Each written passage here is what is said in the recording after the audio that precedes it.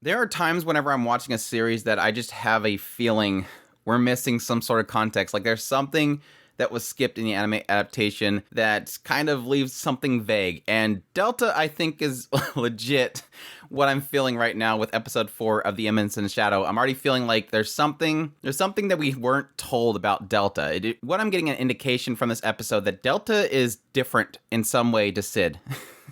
Like, the entire episode is really kind of Sid going, yeah, they kind of play into my games every now and then. They'll show up and they'll just play along with my games. Again, it's still hitting heavy on this idea that Sid believes that all these girls have moved on. They're no longer chuny. They're having normal lives, but every now and then they'll show up and they'll hang out with me and they'll play along with my games. So here Alpha comes in. Yeah, she's just playing into it. But the moment Delta was mentioned, it seemed like Sid jumped up.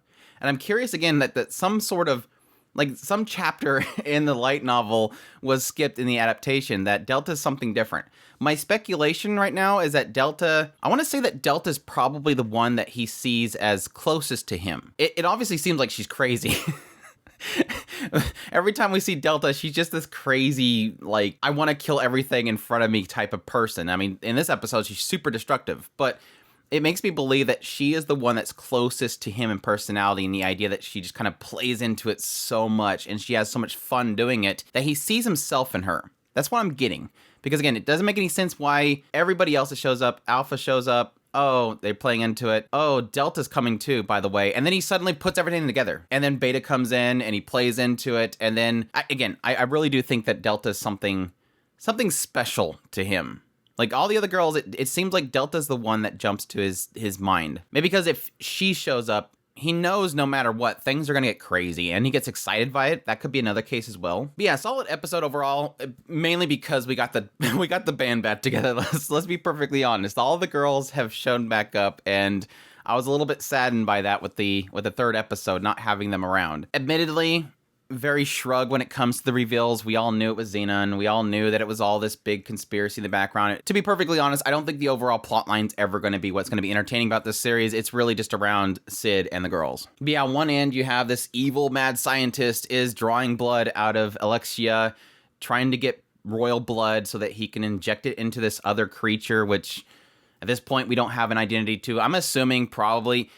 I'm wondering if this other creature that ends up saving the princess in the end, if that's something that Sid's going to have to rescue. I don't know if it's going to be actually anybody that we know. I don't recall of any characters that's unaccounted for that has long white hair at the moment besides Alexia. But I'll be curious just by the fact that it did save Alexia's life, that Sid's going to do something to save her life. Maybe possibly Alexia will stop Sid, and then that'll lead him to saving it. It really does feel like this creature is somehow similar to Alpha in the idea that it seems like it's deformed a little bit, maybe due to mana or just them injecting a lot of royal blood into it. But yeah, no shock that this guy is working for Xenon. They were trying to gain status and power so that they can get into the Knights of the Rounds. We have a Knights of the Rounds, which I think was like the top 12 or something like that, Knights of the Order. But I'm sure he's going to die within the first few minutes of the next episode. But yes, from Sid's perspective, yes, him getting interrogated, I should have liked... Again, Sid continues to be kind of a character that I like and I don't like at the same time. This whole I need to be the ultimate background character stuff, those jokes are really kind of very hit and miss for me. So the whole interrogation scene's like, yes, we get it. You want to be the ultimate background character, and these guys are outshining you, so you have to be super stupid. It's just, I don't know, that joke works for me sometimes, but then other times it's like, okay, yeah, there's another background joke. Okay, move on. But I did like the fact that later on, Alpha legit says, those two guys that interrogate you, can I kill them? That I can see. He's like, no, they were just doing their job. But if anything, they needed a reward for doing their job so well. I kind of expected that later on when they came by to try to frame him, that suddenly he was going to say, hey, Alpha, you can kill him now. But yeah, like I mentioned earlier, Alpha showing up later on and pretty much taking the position of Beta. Apparently, Beta is the person that typically will take care of Sid, so Alpha being there was a little bit off for him. But still, yes, lots of really nice shots of Alpha in the school outfit, taking care of Sid, and again, pretty much saying we have everything kind of being laid out. We're just trying to build up things so that we're equal to the Diablos. And again, from Sid's perspective, he just believes that they're playing into him. Again, he's still not allowing himself to believe that these girls are actually doing something. that no, they're just here to play into my delusions. They're not really helping. They're not really building something up. But again, until the very end, when she goes to leave and say, hey, we're setting everything up, we'll let you know when everything's ready to go. And he's in his mind going, yeah, they're just playing into this. She says, Delta's here too. And that, again, he springs up like, again, it makes me believe that Delta is something special to him. And I'm really curious if that's something that skipped or if something that we'll get into later on. Because Delta's really cool. I think so far, like, Delta's the one that I'm most curious about. Unfortunately, as much as I love the character designs in this show, it really feels like it's so focused on Sid and his fantasies that he has in his head that I'm really afraid that in this 20 episodes, we're not going to get into these characters. Now, we've obviously have the origins of Alpha, and we get a little bit more into the personality of Beta and the idea that she takes care of him on the side, and she seems like she's really into Sid as like this fantasy for her. Like, as he's killing these two guys that were trying to frame him, she's over there, like, writing down this whole book about how he's doing these amazing things. Like, she's super into him. And it's almost like he set up his entire little layout for his Eminence and Shadows that she comes into, that she just loves it, and she plays right into it. But again, most of the scenes that I've seen with Beta and Sid have been some of the most funny of the chemistry because, again, she's always kind of there, and he's playing into his disillusion, and she's kind of feeding into it, which is completely different than how he was handling Alpha.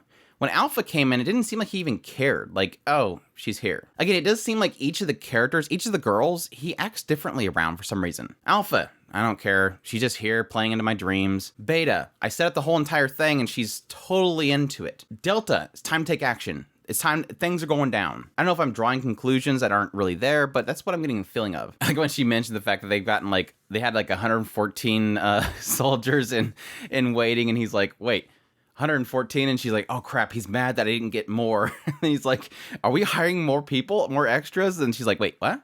He's like, huh? Those scenes are what I enjoy the interaction between Beta and Sid. They're just, again, that's that area where it's him really ramping it up and her playing into it, but every now and then having those little kind of confusing points. That's the Overlord chemistry. I think Beta and Sid are the Overlord chemistry. I did skip one section where we did have Edis and Xenon kind of meeting together. We got a little bit insight into Edis and how she really does feel like she hasn't really been able to understand her sister much, but they kind of made a connection through their clashing of swords, and that she does really love her sister and wants to take care of her sister, protect her sister. But at the same time, to contrast this, looking out the window, you have Claire's flipping out about the fact that her brother is missing and that her brother's being framed for all this stuff, and she wants to leave, but they're all under house arrest. That was a lot of fun. And some ringlet girls trying to keep her down, but apparently she like dislocates her shoulder and runs off. She was saying something to the effect that my brother's so dull, there's no way that he could ever kidnap somebody, which is, everybody was agreeing that because Sid has been done so well of keeping his power under wraps, everybody believes he's like a weakling. There's no way that he could have captured Elixia. But yeah, I'll be curious what happens next. Somebody's got to take care of this creature that's been kind of spawned. Again, I'm kind of curious if it's somebody that's going to be added to Sid's harem or if it's somebody they're going to have to kill. Again, I don't think so, just because they've already kind of laid it out that this thing was willing to protect Elixia. At the same time, we do have essentially a bunch of these sects that are being run by people that are at least tied in with Xenon. So it does make me believe that just the act of Sid and his people attacking all these different locations is going to put them under the perspective of the princess. The princess sees that these facilities are being attacked, and I'm wondering if that's going to make Sid and Edis have to go head to head, or if it's just going to be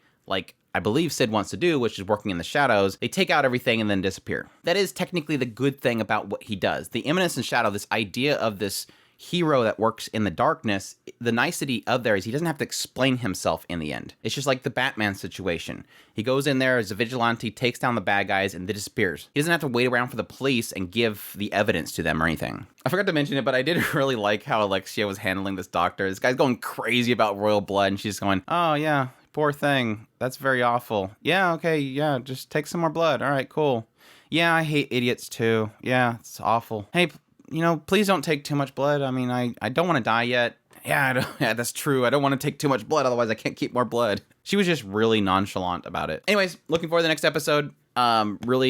Really excited for the whole team to be back again and seeing what goes on in the future. But hope you guys enjoyed my impressions of episode 4 of The Eminence and Shadow. If you did, make sure to hit that like button down below. Comment, let me know what's about the episode. If you're into the source material and you know that the stuff about Delta comes up later, please don't spoil things in the comments. I really appreciate it. But yes, if you're new to the channel, make sure to hit that subscribe button so you get all my content. I do news, reviews, first impressions, top list. If it's anime, it's pretty much here. Additionally, if you want to support the channel more, we have a Patreon link, a tips link, and a super thanks button down below. I greatly appreciate what it does, and y'all take care.